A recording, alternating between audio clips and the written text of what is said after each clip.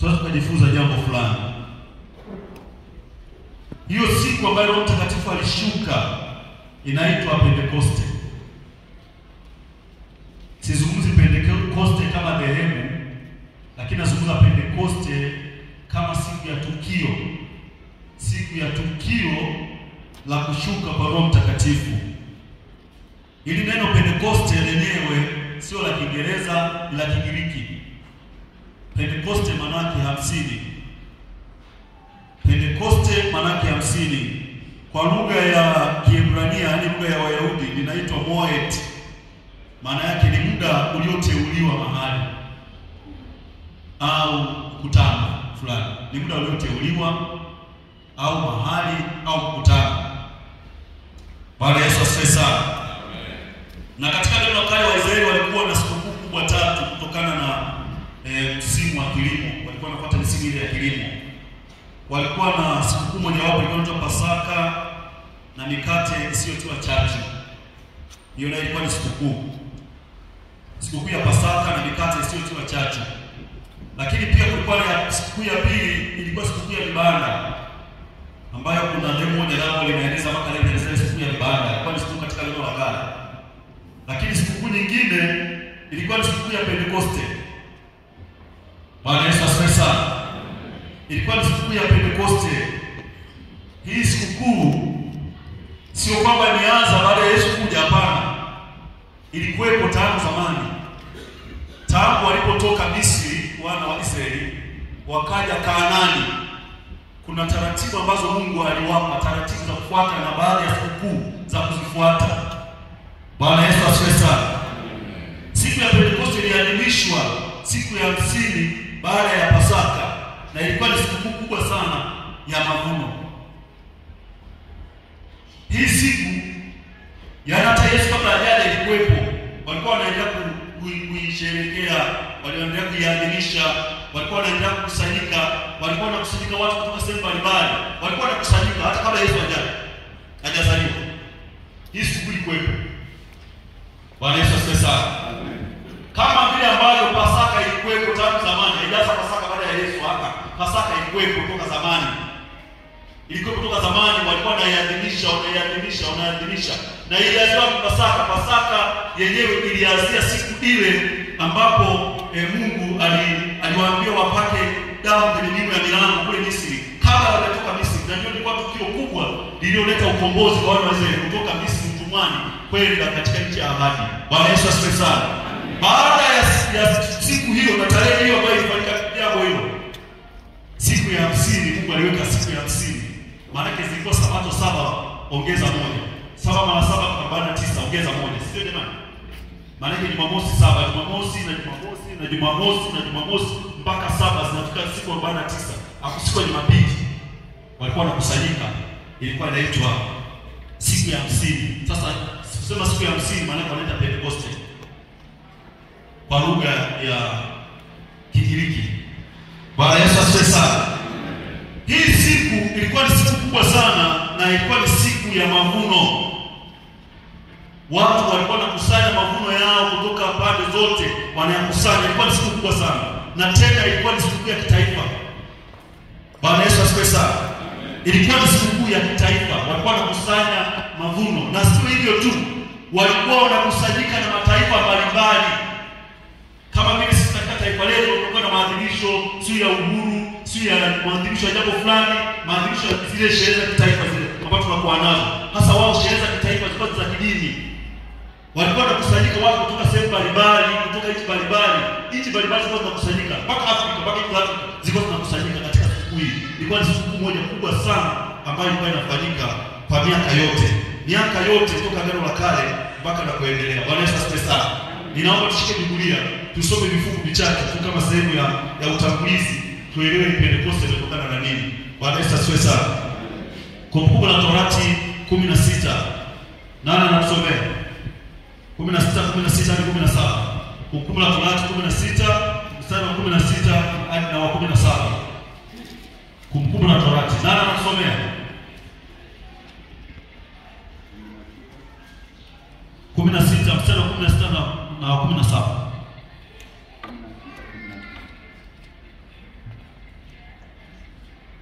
16:17.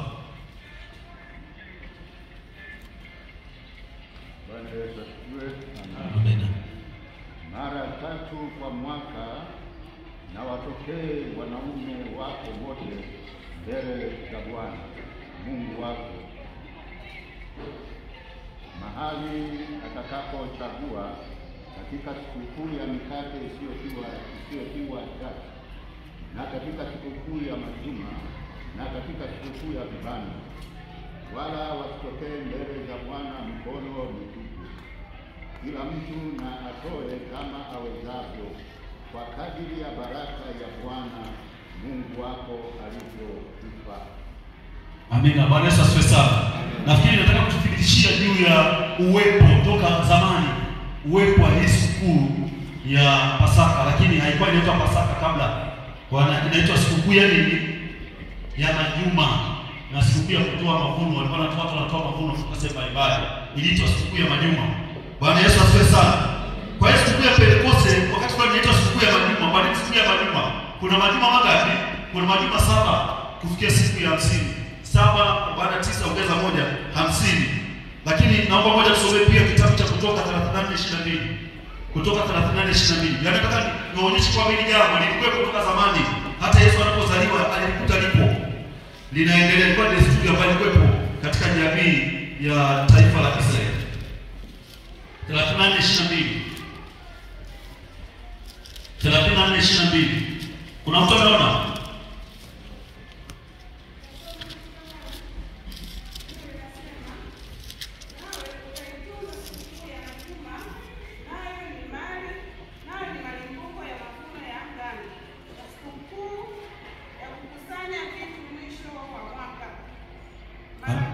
Amina. Sasa moja tu. Bwana Yesu asifiwe sana. Amen. Bwana Yesu asifiwe. Amen. Kwa lugha ya Kiingereza wanaita the Feast of Wheat. The Feast of Wheat ni sikukuu ya majuma. Kwa Agano la Kale walitumia lugha ya kusema ni sikukuu ya majuma. Bwana Yesu asifiwe sana. Lakini siku hii ilikuwa ni siku ya mavuno. Ndugu zangu, ilikuwa ni siku kubwa sana kwa taifa la Israeli. Watu kutoka kila pembe walikuwa wanakusanyika. Na sio katika taifa la Israeli pekee yake.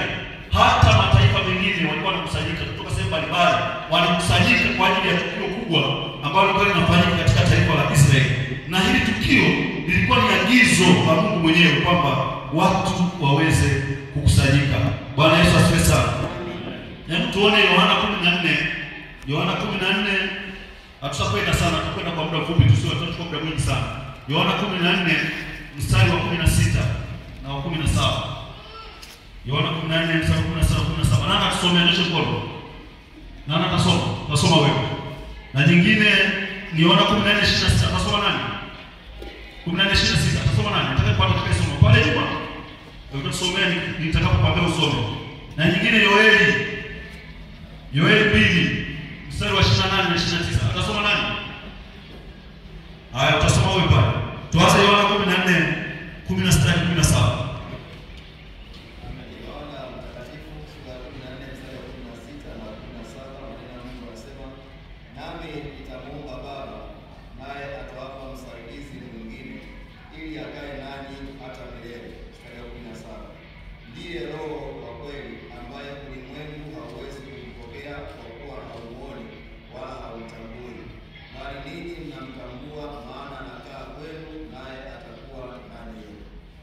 Bwana Yesu asifiwe sana. Kitu ambacho kinazungumzwa hapa, anazungumza juu ya ahadi ya Roho Mtakatifu.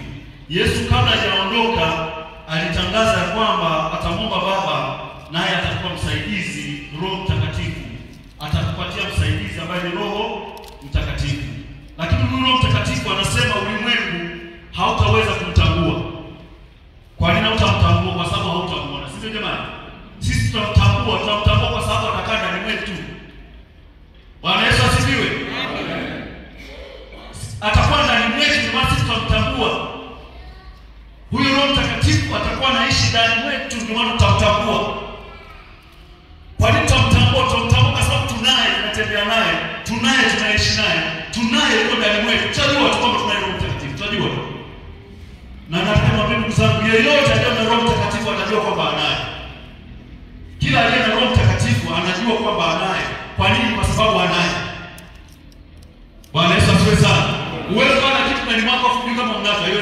unacho na unajua kwamba unacho. Na utatembea ukiwa ninaye Roho Mtakatifu. Na utaishi ukiwa ninaye Roho Mtakatifu. Kwa nini? Kwa sababu huyu Roho Mtakatifu hatakaa kwenye mifuko ya watu wala watu. Roho Mtakatifu atakaa ndani ya watu. Hao walio na Roho Mtakatifu ndani watajua kwamba wanaye, lakini ambao hawana walimwengu hawatajua habari hizo kwa sababu hawatakuwa naye. Bwana Yesu asifiwe. Muulize ni nani wewe unaye? Muulize tu tena wewe unaye? Bwana Yesu asifiwe sana. Bwana Yesu asifiwe. Bwana Yesu asifiwe. Hili ni jambo kubwa sana watu wa Mungu. Naomba moja tusomee 26. Hii kwa ni ahadi. Alisema tusome 27 na 4:18-26.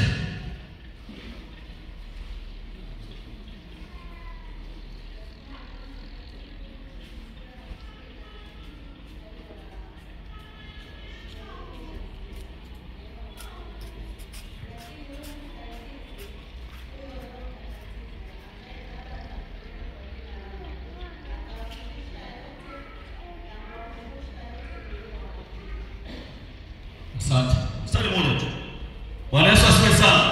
Kipindi Yesu anazungumza, Roho Mtakatifu alikuwa hajaja bado. Anawaambia wanafunzi kwamba huyo Roho atakayekuja atawafundisha yote na atawakumbusha yote. Kila kitu mtakikumbuka. Atatufundisha kiwa wapi? Atatufundisha kiwa ndani yetu. Bwana Yesu asifiwe sana. Ndugu zangu, Roho Mtakatifu akiwa ndani wetu, kuna vitu vingi tutaambizana kwamba Bwana fanya hiki, fanya hiki. Kuna vitu tutavijua tu kwamba itakuwa nifanye hivi, itakuwa nifanye hivi. Kwa nini? Kwa sababu Roho Mtakatifu atakuwa ndani mwetu na atakuwa anatufundisha, na Roho Mtakatifu anazungumza, na Roho Mtakatifu anafanya, na Roho Mtakatifu anatenda, na Roho Mtakatifu anatupa nguvu, anakaa ndani mwetu, hakai mahali fulani, hakai kwenye kanisa fulani, hakai kwenye miti fulani au kwenye majengo fulani. Roho Mtakatifu anakaa ndani ya watu. Bwana Yesu asifiwe sana. Bwana Yesu asifiwe. Roho Mtakatifu anakaa ndani ya watu, na akikaa ndani ya watu atatukumbusha mambo mbalimbali, atatufundisha mambo mbalimbali. Tutatembea tukiwa tunafundishwa, tutaishi tukiwa na mwalimu ndani mwetu, tutakuwa tunatembea tuna mwalimu. Bwana Yesu asifiwe sana. Nilikuwa nasoma mahali katika Agano la Kale, anasema katika nyakati hizo hakuna mtu atakayemwambia mtu mjue Bwana, kila mtu atamjua. Bwana Yesu asifiwe sana. Hakuna mtu atamwambia mtu Bwana wewe mjue Bwana. Atakuwa anapiga filimbi, napiga mbiu, mjue Bwana, mjue Bwana. Hapana, hakuna mtu atamwambia mjue Bwana. Kila mmoja atamjua tu. Kwa nini amjue? Kwa sababu anatembea na mwalimu. Mwalimu gani? Roho Mtakatifu anatembea ndani mwake. Bwana Yesu asifiwe sana. Kuna vitu vingine kwenye Biblia ambavyo pengine vimeandikwa, lakini Roho Mtakatifu anatuelekeza kufanya. Hata kama natembea nakwambia si mwalimu, Bwana nakwenda hivi, fanya hivi. Unataka kuzungumza, anasema unataka kuzungumza kabla hujazungumza, hicho usizungumze. Bwana Yesu asifiwe sana. Utasoma kwenye Biblia tunakwambia usizungumze sasa hivi. Unaweza kusoma kwenye Biblia kutana neno kwamba usizungumze. Au umeinuka unataka uende mahali fulani, anasema usiende.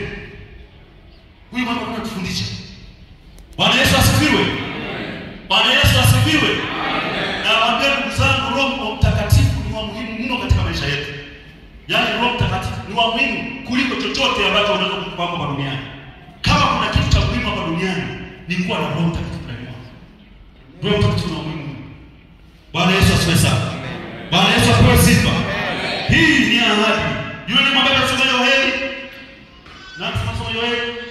Yoeli 2:28 hadi 29.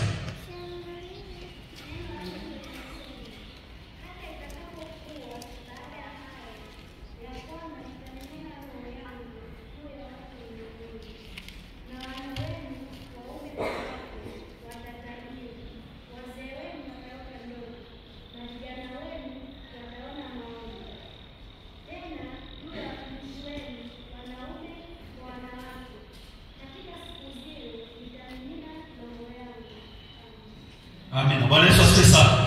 Hii ni Agano la Kale, na muda mrefu sana. Yoeli ni kama miaka 600 hivi au 700 kabla Yesu kuzaliwa. Ndio Yesu alizaliwa mwaka 700 au 600 na kitu. Baada ya nabii kutoka, alitabiri kwamba atakuja kumimina Roho. Bwana Yesu asifiwe. Wote wenye mwili atamimina roho kwa wote wenye mwili. Ndugu zangu, kama jambo lilianza muda mrefu linajadiliwa, lilikuwa linafanywa maandalizi, hili jambo ni muhimu. Bwana Yesu asifiwe sana. Kama Mungu ameliwekea mkakati na mpango kwa muda wa miaka mingi jambo hilo, na hili jambo kipindi hicho wanatabiri halikuwepo, kipindi kinayoelewa wanatabiri halikuwepo, lakini ndio kutokea kipindi cha siku ya 50 baada ya Pasaka, wakati Yesu amekufa na kufufuka. Baada ya Pasaka siku ya 50 hili tukio lingine likatukia, na ilikuwa ni tukio la kihistoria ambalo kwa kweli tukio kama hili lilikuwa halijawahi kutokea. Bwana Yesu asifiwe sana. Anasema yeye atamimina roho juu ya wote wenye mwili, na akishamimina anasema wana wenu waume kwa wake watatabiri. Wataanza kutabiri. Wengine wataona maono, vijana wataona maono, wazee wataota ndoto. Bwana Yesu asifiwe. Maandiko yanasema wazee wataona maono? Hapana, wazee wataota ndoto. Sasa mimi nilikuwa najiuliza, kwa nini wazee waote ndoto? Mimi nakwambia mtu wa Mungu, ukiwa na Roho Mtakatifu, hata kama macho yatakuwa yaoni, utaota ndoto. Ujibu utaupata. Hata macho kifunga kabisa uone. Sio kasema mimi kwa kweli sasa macho yangu hayaoni. Mimi nakwambia hata kama macho hayaoni, hata kama macho yatapofuka, nakwambia ukiwa na Roho Mtakatifu hutadanganywa wala hutapotea njia. Utakuwa na mwalimu atakayekuongoza hata kama macho hayaoni. Utakuwa naye. Kuna mambo fulani unaweza kuweza kusoma neno la Mungu, lakini kuna mambo fulani utayaota kutoka usiku. Bwana Yesu asifiwe. Wazee wataota ndoto. Wanaota ndoto za nini? Wanaota ndoto juu ya ujumbe na ufunuo wa Mungu. Wataupata. Hakuna aliyeachwa, kila mwenye mwili, kwa kuwa atakuwa na Roho Mtakatifu. Kila mwenye mwili kuna kitu atakuwa nacho katika eneo lake. Bwana Yesu asifiwe sana. Bwana Yesu asifiwe. Hizo ni habari za Roho Mtakatifu. Lakini katika Agano Jipya tena liliahidiwa katika ukisoma katika Matendo 1:8. Matendo 1:8 anasema nanyi mtapokea nguvu akiwajilia. Mtapokea nguvu. Katika Matendo 1:8 imetumika neno nguvu, kwamba mtapokea nguvu akiwajilia juu yenu. Na wenzetu wa kanisa la mwanzo hakika walipokea nguvu, kama vile ambavyo mtumishi wa Mungu ametusomea kwenye somo la kwanza. Tumeona jinsi ambavyo walipokea nguvu. Walipokea nguvu. Na hii siku ya Pentekoste ilikuwa ni siku ya mavuno au siku ya malimbuko, na ndio siku pekee ambayo waliokoka watu 3,000 na kubatizwa. Ilikuwa ni siku ya uzinduzi. Tumesoma, msomaji wa somo hili ametusomea, tumeona jinsi ambavyo kulikuwa na watu si wa nani, si wa Medi, si wa nani, wa Misri, wa nani, walikuwa wamekusanyika kwenye sikukuu kama ilivyo desturi ya miaka yote. Walikusanyika siku hiyo kutoka mataifa mbalimbali. Ndipo Roho Mtakatifu akashuka katika siku hiyo. Aliposhuka wakaanza kunena kwa lugha za mataifa mbalimbali. Yaani kama sisi hivi ashuke, pana Wajerumani, pana Wafaransa, pana Wachina, wanasema Wahwa sijui, Wachina wako hapo, basi tuanze kuongea Kichina kwa ufasaha. Tukiongea juu ya wokovu ambao Bwana ameleta. Halikuwa jambo dogo, wala halikuwa jambo dogo. Bwana alishangaza watu mpaka wengine wakasema, hawa watakuwa wamelewa mvinyo mpya. Kumbe kuna mvinyo wa kusababisha kuongea lugha za watu. Bwana Yesu asifiwe. Hivi unaweza kwenda mvinyo fulani kwa kusababisha ukalewa, ukaanza kuongea lugha ya Kichina, ukaongea lugha ya Kijapani. Inawezekana? Sio aliwaza nini wakasema mkunywa mvinyo. Hapo labda alikuwa ananyoa ile watu kiongea sema na watu wanaongea kitu gani? Maana waliongea lugha za watu mbalimbali, lugha za Misri, lugha za wanani, si lugha za watu maana kwa sababu Asia huko, Asia malaka tuelewe, wewe labda pengine huko Japan huko wapi huko, waliongea lugha za Wajapani, lugha za Wachina. Inawezekana waliongea na Wajapani, Wachina wenda walikuwepo na wenyewe katika hiyo tukio, wenda walikuwepo kwa sababu wako kwenye Asia. Walikuwepo, walizungumza. Roho Mtakatifu aliposhuka, walizungumza lugha, watu wenye lugha fulani walizungumza lugha za watu wengine ambao walikuwepo katika mkutano huu. Walikuwepo, walizungumza lugha mbalimbali za kutosha, watu walizungumza pale. Bwana Yesu asifiwe. Bwana Yesu apewe sifa. Walizungumza lugha mbalimbali siku hiyo ya Pentecost. Roho Mtakatifu mbalimbali, na ukatokea uzinduzi wa malimbuko ya kwanza ya Bwana, wakaokoka watu 3,000 wabatizo. Ni siku ya pekee sana. Bwana Yesu asifiwe sana. Bwana Yesu asifiwe. Lakini ninaomba nieleze kidogo tu kazi ya huyu Roho Mtakatifu. Kazi za huyu Roho Mtakatifu. Naomba ngoja tusomee kitabu cha Injili ya Yohana 16 mstari wa 8 hadi wa 11.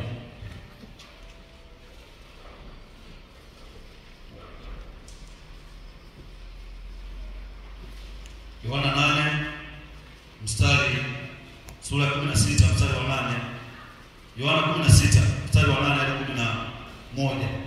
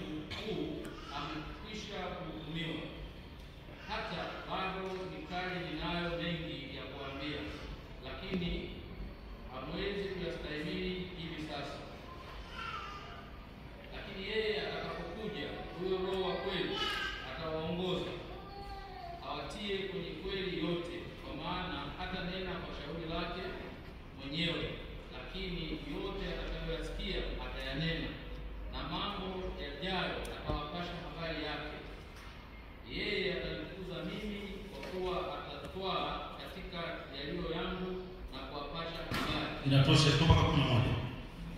Bwana Yesu asifiwe sana. Amen. Bwana Yesu asifiwe. Amen. Anasema huyu Roho Mtakatifu kazi kubwa atakayofanya yeye atakuwa ni kuhakikisha. Kuna neno la Kiingereza hilo neno kuhakikisha nasema convict. Convict. Bwana Yesu asifiwe sana. Bwana Yesu asifiwe. Amen. Katika religious perspective convict wanasema to find guilt. To find guilt. Kwamba huyu Roho Mtakatifu kazi yake itakuwa ni kuhakikisha. Kuhakikisha. Kama mtu atakuwa anatendea kwenye misingi sio sahihi, ataweka hatia ndani ya watu. Guilt. Ataweka hatia fulani ndani ya watu. Bwana Yesu asifiwe sana. Atoka nini? Guilt. Unaweza kukuta wakati fulani unazungumza jambo fulani au unafanya kitu fulani, baada ya kufanya unajikuta ghafla unasikia una hatia moyoni mwako. Ile hatia unaitafuta wewe, Roho Mtakatifu ameiweka. Na inataka ikujulishe kama unachofanya sio sahihi. Bwana Yesu asifiwe sana. Unajikuta hatia ndani mwako, unakosa amani katika jambo fulani baada ya kulitenda. Hiyo ni kazi ya Roho Mtakatifu. Sasa hiyo guilt anakuhakikishia kila jambo fulani kwamba haliko sawa. Lakini wakati fulani anaweza kukuhakikishia kila jambo fulani kwamba liko sawa. Yaani kazi yake ni kuhakikisha kwamba hili jambo liko sawa na hili haliko sawa. Ndio maana katika kichwa kikuu cha siku ya leo tunasema wote wanaoongozwa na Roho wa Mungu hao ndio wana nani? Wa Mungu. Kwa nini? Kama kuna mtu hata anaongozwa na Roho wa Mungu hawezi kufanya sawa. Kama kuna mtu hana Roho wa Mungu hawezi kufanya sawa. Bwana Yesu asifiwe sana. Kwa hiyo huyo Roho Mtakatifu yeye atafanya kazi ya kuhakikisha, kutuhakikishia. Na Yesu Kristo anasema inafaa yeye aondoke kwanza, ili akishaondoka yeye aje Roho Mtakatifu. Kwa sababu Yesu Kristo katika hali ya mwili alikuwa na invitation. Alikuwa kuwepo hapa, hawezi kuwepo na pale. Alikuwa kuwepo hapa, yuko hapa tu. Ilikuwa lazima aondoke kwa sababu ya invitation, ili aje Roho Mtakatifu ambaye hana invitation. Yeye anakuwa kote kwa watu wote, kwa wakati wote na kwa kila wakati na kwa wakati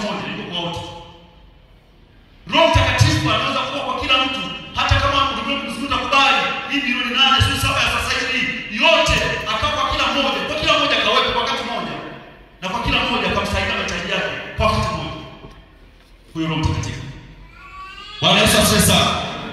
Hata anahakikisha nini? Anahakikisha mambo matatu. Jambo la kwanza, anahakikisha habari ya dhambi.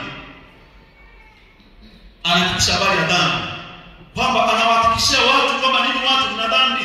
Mimi nataka niwaambie watu wa Mungu, kuna watu hapa duniani wanaishi kwenye maisha ya dhambi, hata hawashituki, hata hawajali, hata hawana chochote kinachowafuta mioyoni mwao. Wao wanaishi hapa duniani. Kwa sababu gani? Hawana roho wa Mungu. Kuna watu wanaishi hawashituki chochote, hakuna kinachowagusa. Wanaishi tu kwenye maisha yanakwenda kama kawaida, maisha yanaendelea tu. Maisha yanaendelea. Ndio maana Mungu anasema kwamba wana wa Mungu ni dhahiri na wana wa ibilisi ni dhahiri.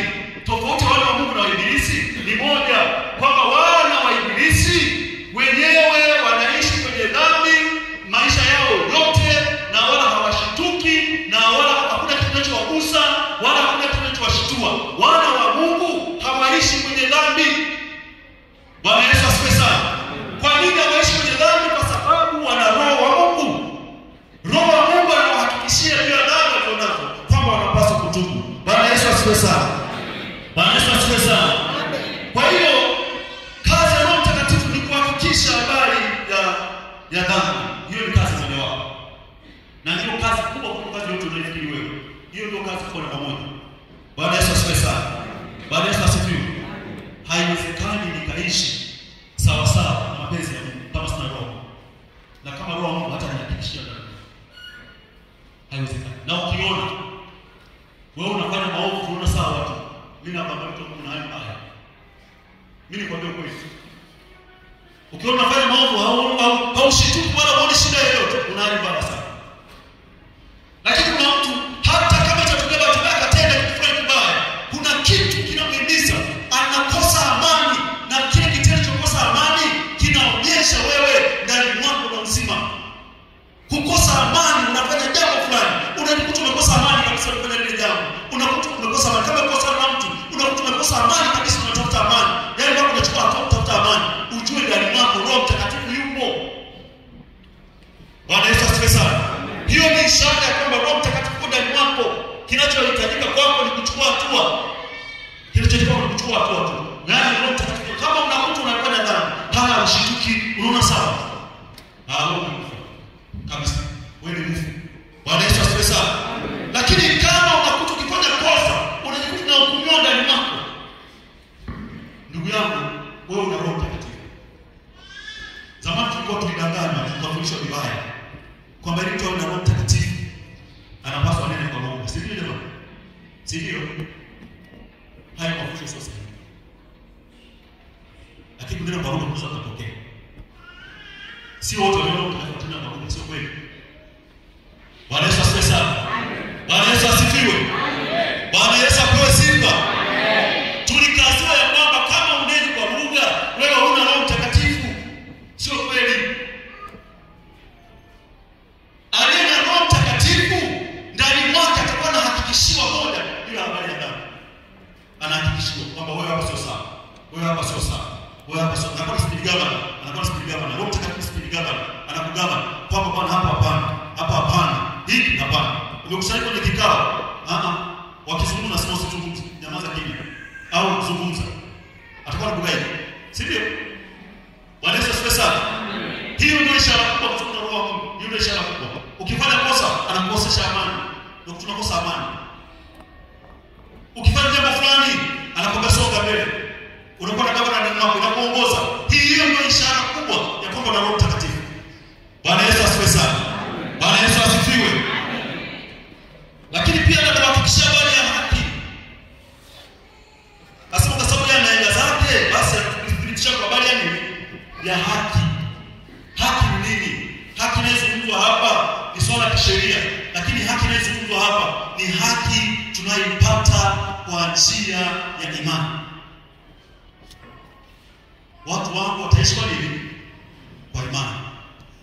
Anatuhakikishia haki kwamba Bwana wewe ni mwana wa Mungu, kwamba wewe ni mtoto wa Mungu. Bwana Yesu asifiwe sana. Si nisemeje watu wa Mungu? Ni hivi. Yaani mimi nataka nikaa. Sasa nitakaa nitaambiwa kwa wewe ni mtoto wa Mungu. Si, na ndio kwa Yaani nikitembea wewe si mtoto. Sivyo? Sasa Roho Mtakatifu kazi yake kwa ndani mwako anakuhakikishia kwamba wewe una haki mbele za Mungu. Na watu wenye haki wote wataishi kwa nini? Kwa imani. Kazi ya Roho Mtakatifu anakuhakikishia kwamba wewe ni mtoto wa Mungu.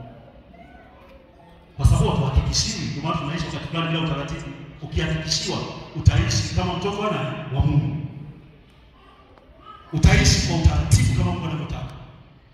Hutaishi vile unavyotaka wewe, utaishi kwa utaratibu. Kwa nini? Kama mimi nilitambua kwamba ni mtoto wa Mungu, utaishi kwa utaratibu. Si mtoto mfano gani? Kwa mfano unakuwa labda mtoto wa rais, si ndio? Wewe ni mtoto wa rais, maana yake ndio kumhakikishia kwamba baba yako au mama yako ni rais. Si ndio? Wewe hata kuongea, utakuwa unaongea tu. Kwa nini? Kwa sababu unahakikishiwa kwamba ni mtoto wa rais. Utakuinuka tukaanza kuzungumza tu ovyo ovyo. Huwezi kuzungumza ovyo ovyo. Utazungumza na utakaa, watakukalisha kikao, watu watakueleza wewe ni mtoto wa rais, utaelewa.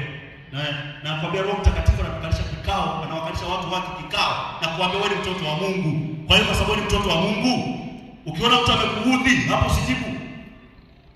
Anakupa kama usijibu. Sio kila jambo lazima uzungumze. Bwana Yesu asifiwe. Na sio kila jambo lazima utende. Na sio kila chakula lazima ule. Sio lazima. Sio kila kinachoonekana lazima ule. Hapana, kuna nyingine kama ni kitu sahihi, unaweza kaambia usile. Nani atakwambia? Utafundishwa kanisani. Kanisani tunaenda kufundisha yote. Nani atakufundisha yote kanisani? Utafundishwa na Roho Mtakatifu aliye ndani mwako. Atakwambia hata basi nakupanda usipate. Sisi atakwambia usipate. Niwahi kushuhudia siku moja watu wa Mungu. Niwahi kushuhudia siku moja hapa tukiwa na ndugu yangu Siladi na mama Siladi na familia. Siku moja tulipata ajali. Tunataka kupata ajali. Tulipata ajali. Bwana Yesu asifiwe sana. Tukaenda gari tu Suzuki hapo. Tuliondoka na gari tunakwenda tu. Mimi nilikuwa tumenunua chakula makabako, mimi nakula chakula sasa. Wakati wazangu wanakula, mimi nilikuwa naendesha gari. Nikasema mama zangu nipokee na mimi nile. Kwa hiyo nilikuwa nakula, nimekaa pembeni, amekaa hapa, mama Salami amekaa nyuma na watoto. Tunakwenda. Mimi silalaji, nilikuwa kwenye gari, maana cha sana kula. Kwa silalaji. Nilikuwa ninakula, kwanza talalaji wote nakula jamani. Na lalaji wote nakula. Nilikuwa usiku kama saa 6 hivi, kwa saa 6 saa 7. Tunakwenda. Na mimi naangalia mbele sasa, kwa hiyo naona barabara nyeupe tu. Tunakwenda kwa barabara nyeupe tu. Lakini kaona sauti inaniambia.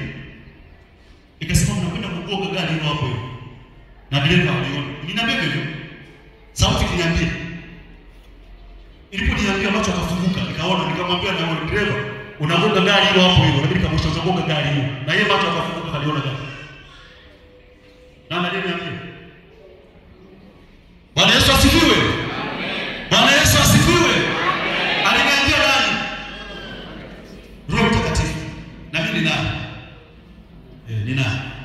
Kwa maana tutakutaka kulazimisha Bwana Roho Mungu amesema hivi na hivi. Atalazimisha hivi na hivi na hivi. Mbona mimi ni? Sisi. Au kama unasema. Kuna dada mmoja aliniambia siku moja. Akaniambia Roho Mungu ameniambia tuondoke mbele na wewe Msola, twende milimani tukafanya maombi milimani. Nikasema mimi hajaniambia. Kwani alifanya nini sasa na mimi naye? Bwana Yesu asifiwe. Kwani mtu akubabaishe? Kama unaona roho na mimi na roho, wewe kubabaisha. Tunaweza kubabaisha. Tuko najiandaa kwa ajili ya maombi ya mkutano wa injili mmoja hivi. Akasema kama ni hivyo mimi nikamata maombi sitashiriki, nikasema sijui. Kwa nini shiriki unaniombea mimi? Au na mkutano wa mimi, sio kwangu mimi. Kwa sababu nikataa kwamba tuende nayo dada mlimani tukaombe. Kwa hiyo yeye kwenye kamata maombi hata shiriki. Nikisema sawa. Kwa nini na mimi ndio nimwambia ombe mimi? Nimemwambia ombe mimi. Nisimwambie. Anaomba kwa ajili ya nani? Si Mungu. Si wakili wa Mungu. Ampigie mgomo yeye mwenyewe, nipigie mgomo mimi. Kwa sababu nimekataa kwenda naye mlimani kuomba wapi? Bwana Yesu asifiwe. Akaniambia siku nyingine tena Bwana, Roho Mungu ameniambia twende kilabuni pale tukahubiri, akahubiri yeye injili, afu mimi nikamshika mkono. Nikasema mimi hajaniambia. Bwana Yesu asifiwe. Hajaniambia. akuhakikishie wewe, akuhakikishie habari ya haki. Anataka kuhakikishie. Na kama unatafuta Roho Mtakatifu akuhakikishie. Usipende kuambiwa tu, Roho Mungu anasema hivi kwamba wewe kesho utakufa wewe. Mimi hajaniambia baba. Na mimi sindai. Kwa Roho Mtakatifu anazungumza wachache tu. Anabagua. Anazungumza mimi, anazungumza yule, anazungumza yule. Sitazungumza leo habari Roho Mtakatifu anazungumzaje na sisi. Sitazungumza leo hizo habari. Roho Mtakatifu naye, utajua unaye na utatembea naye na atazungumza na wewe na atatembea na wewe hata katika matukio ya kawaida. Unaweza kutaka kupanda basi, anakuambia basi usipande. Hilo usipande basi hilo. Atakwambia si unaye. Bwana Yesu asifiwe. Bwana Yesu asifiwe. Jamaa kuna haja ya kubaishana? Hakuna haja. Wengine wao wanababaisha tu. Siri na nini? Wewe unajua huko kwako huko bwana. Roho Mungu hamna. Wewe hapa hamna Roho Mungu. Kila ni mambo yumo. Atakuja hapa kama anafanya nini? Atakama sababu hapa. Anafanya nini? Anakaa ndani yangu mimi ili awe ananihakikishia habari ya dhambi na ananihakikishia habari ya haki kama mimi ni mtoto wa Mungu. Anaponihakikishia ninapotembea, nitembee na niishi kama mtoto wa Mungu. Nitembee na niishi kama mtoto wa mfalme. Nitembee na kuishi kama mtoto wa mtawala wa duniani na mbinguni. Nitembee namna hiyo. Siwezi kutembea ovyo ovyo tu. Siwezi kuzungumza ovyo ovyo tu. Siwezi kula ovyo ovyo tu. Siwezi kutenda ovyo ovyo tu. Kila kitu nakifanya kwa utaratibu. Natembea kama mwana wa mfalme. Bwana Yesu asifiwe. Bwana Yesu asifiwe sana. Sio kuishi ovyo ovyo tu. Mtu anaishi ovyo ovyo tu. Anaenda tu, anaongea tu, anakula tu kila kitu. Mimi nakwambia Roho Mtakatifu akituongoza hata vyakula vingine atasema hiki wewe usile. Atatuambia hata hiki usile na hiki usile. Hiki kula. Atatuambia. Kwa nini? Yeye anajua yote. Anayafahamu yote. Bwana Yesu asifiwe sana. Bwana Yesu asifiwe. Lakini jambo lingine atatuhakikishia habari ya hukumu. Habari ya hukumu atatuhakikishia. Bwana Yesu asifiwe sana. Namba moja kwamba shetani alishahukumiwa tena. Wanafikiri shetani alishahukumiwa. Anasubiri kitendo. Unaweza kuwa umefungwa ukahukumiwa kwamba wewe umehukumiwa kunyongwa, si ndio? Ndio kaja kidogo baada ya miaka 5 mbele inawezekana. Lakini wewe tayari kwenye hukumu ya kunyongwa. Shetani alishahukumiwa kunyongwa tayari. Ataungua moto. Bwana Yesu asifiwe sana. Amen. Kwa hiyo anatuhakikishia habari ya hukumu namba moja kwamba huyu shetani anayetubabaisha yeye tayari alishahukumiwa. Kwa hiyo yeyote anayejiunga naye anaungana naye kuhukumiwa. Ndio maana anasema katika Yohana 3:16 anasema anaeleza kwa maana jinsi Mungu alipenda ulimwengu hata akamtoa mwanawe pekee kila mtu amwaminie asipotee bali awe na uzima wa milele. Anasema mwana hakutuma ulimwenguni ili ahukumu ulimwengu bali ulimwengu upate kuokolewa. Lakini asiyeamini amekwisha kuhukumiwa tayari. Wote ambao waamini Yesu wameshahukumiwa tayari. Wako kwenye hukumu. Wameungana naye shetani. Bwana Yesu asifiwe sana. Anatuhakikishia kwamba hukumu ipo. Lakini wa kwanza aliyekwisha kuhukumiwa ni shetani. Atakayefuata ni mimi na wewe kama endapo hatamwamini Yesu Kristo. Bwana Yesu asifiwe sana. Amen. Ndugu zangu, kwa kumaliza niseme hivi. Ndugu zangu, Roho Mtakatifu na muhimu mno kwenye maisha yetu. Niwaambie ukweli.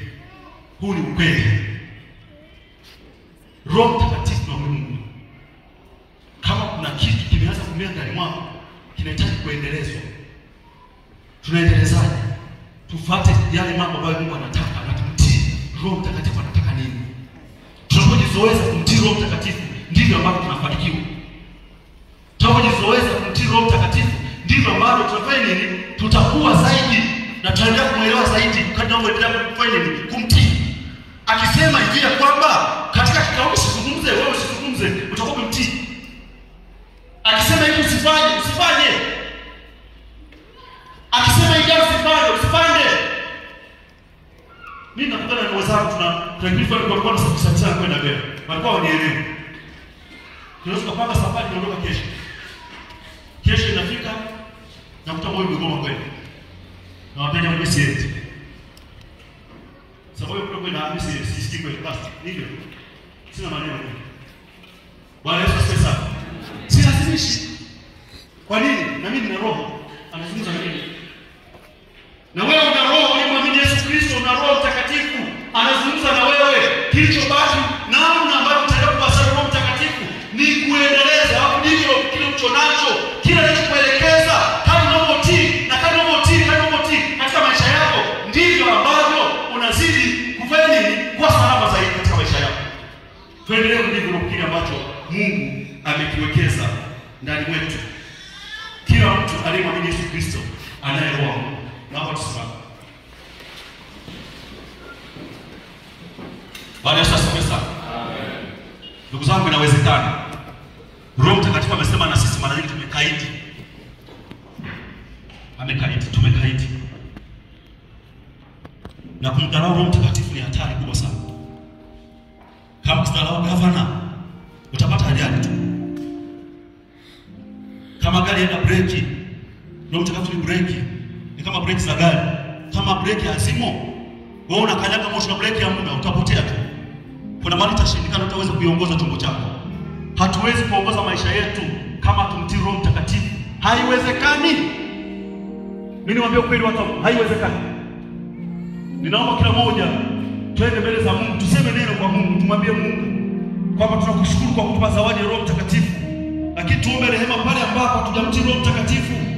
Kuna mambo fulani kwa watu waliookoka na watu wa Mungu hayakupaswa kanisani kuzungumzwa. Yako mambo hayakupaswa kuzungumzwa kabisa kanisani. Kabisa. Lakini tunayazungumza, si magovi, si manini, makorokoro mbalimbali tunazungumza kanisani. Hatukupaswa kuzungumza. Tunazungumza kwa sababu yapo. Bwana Yesu asifiwe. Naomba uende mbele za Mungu, uone jifahamu maisha yako yote jinsi ulivyo. Lakini nataka nikuhakikishe kama umwamini Yesu Kristo, roho unaye. Lakini usikame kuwa mkaidi katika maneno fulani, umeshindwa kuendana na Roho Mtakatifu. Ndio maana una hali ambayo unakwenda nayo, hali ulionayo. Roho Mtakatifu kwa tayari kuzungumza na sisi juu ya kila hatua ya maisha yetu. Kila hatua ya maisha yetu. Bwana Yesu asifiwe sana. Mimi wakati mwingine wanakaa tunakaa na watu, tunazungumza na watu. Nikizungumza na watu, wakati fulani naambia mtu atazungumza kama mtakuwa mmezungumza hicho. Hata kama yezungumza huyu atazungumza, mtakuwa mmezungumza kweli. Wakati fulani naambia huyu atazungumza ndio mfanya hivi. Na mimi nafanya hivi, nakuta mambo yanakwenda vizuri. Bwana Yesu asifiwe sana. Roho Mtakatifu kila mtu aliyemwamini Yesu Kristo anaye. Ila kilichobaki ni kumuendeleza Roho Mtakatifu ili akue zaidi na zaidi kwenye maisha yetu. Ni hicho tu. Tumwombe Mungu atusaidie na Mungu atuwezeshe.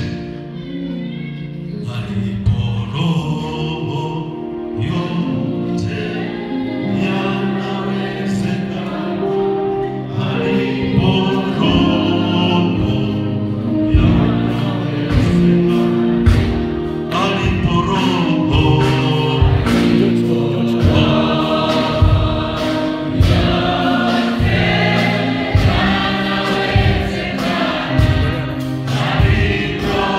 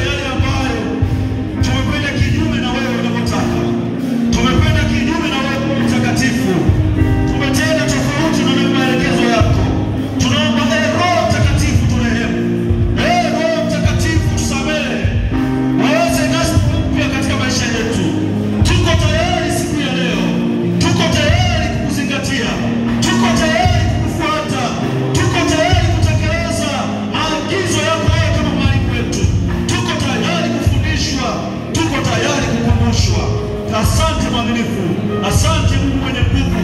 Asante Mungu mwenye uweza. Ninakusihi Bwana kwa ajili ya kanisa lako, ukaachilie Roho wako Mtakatifu, ukaachilie katika maisha yetu, ukaachilie kwa kila mmoja, achilia kwa kina baba, achilia kwa kina mama, achilia kwa vijana, achilia kwa mabinti, achilia kwa watoto. Roho Mtakatifu, Roho Mtakatifu, Roho Mtakatifu, Roho Mtakatifu, Roho Mtakatifu, Roho Mtakatifu, tunakuhitaji. Asante Baba.